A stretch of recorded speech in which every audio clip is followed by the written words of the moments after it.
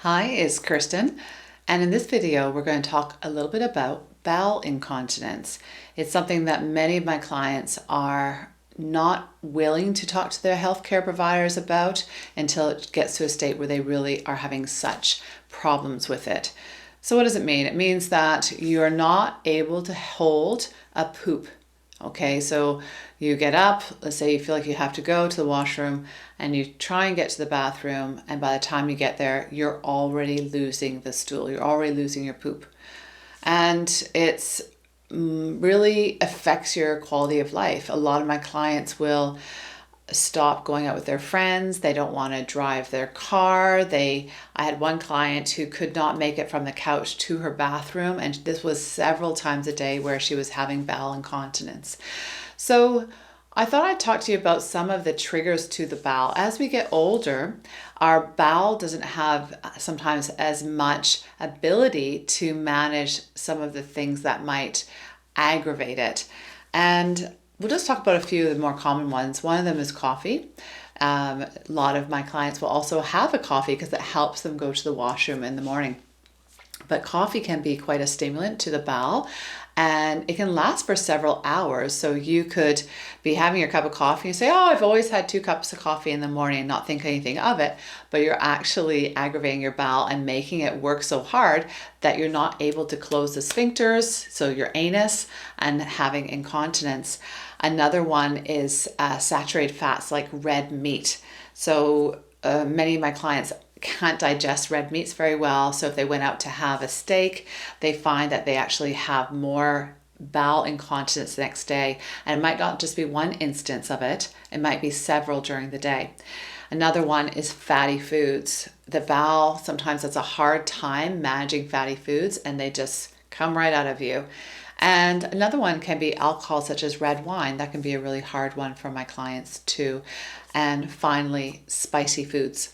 Sometimes we have a little less tolerance as we get older to spicy foods, and the bowel doesn't like that, so it tries to get rid of the feces, and you get incontinent because you have so much urgency. You feel like you can't hold it by the time you get there.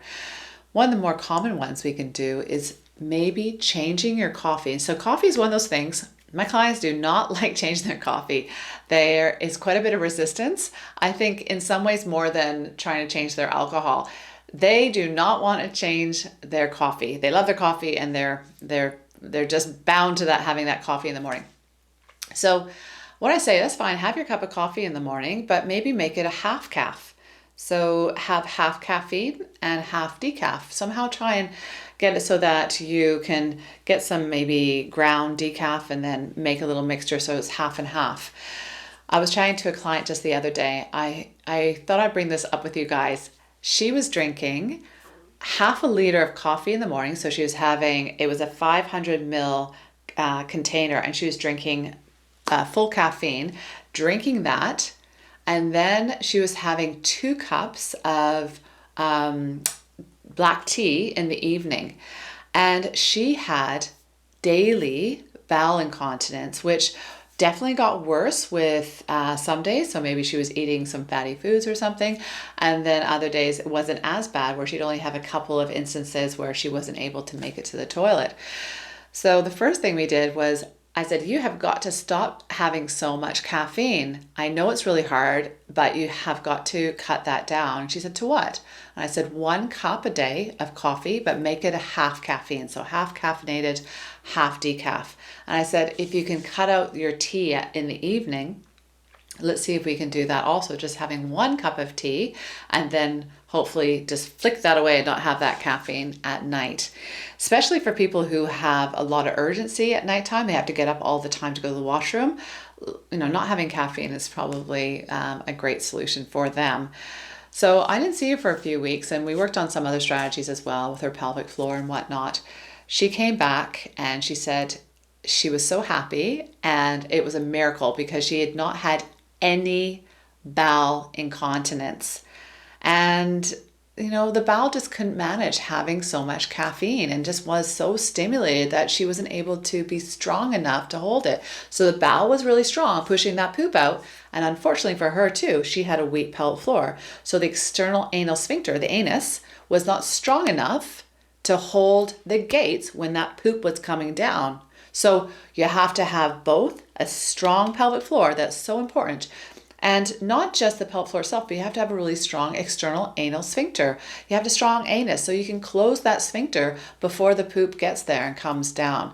And you also have to stop aggravating your bowel so that it doesn't want to push out all the time. Also, she was overhydrating a little bit, so drinking too many fluids. So there's lots of different reasons within our diet. Too much fiber, too little fiber, like a whole bunch of different things. But and also having your gallbladder out, that's another one that can be really hard to manage. Some of the fatty foods, even more so. So people have more instances of bowel incontinence. Nonetheless, I would like you, if you do have bowel incontinence, maybe go to a healthcare provider that can check your pelvic floor and see whether it's strong enough, and potentially do some of the strategies that I've talked about in other videos on how to strengthen your pelvic floor. And then just have a look at just one thing, like pick coffee or have your caffeine levels, and then have a look at maybe your saturated fats and see if that makes a difference, or your spicy foods, those types of things, because you don't want to live with this. And the great news is we can make it so much better. This one client of mine that I'm telling you about, it was eradicated. She didn't have any bowel incontinence anymore. And she was just so thrilled about it, because it was really affecting her wanting to go out with her girlfriends and having lunch, etc. So have a little think about what you might be doing to your bowel. If you do have bowel incontinence, try to make some changes. Go see someone, strengthen your pelvic floor. So stop aggravating your bowel, strengthen your pelvic floor, and I wish you all the luck with that.